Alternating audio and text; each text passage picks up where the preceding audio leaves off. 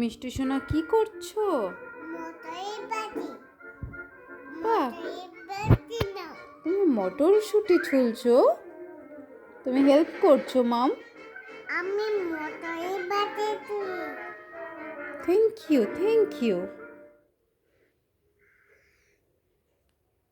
তোমার কাজ করতে ভালো লাগে?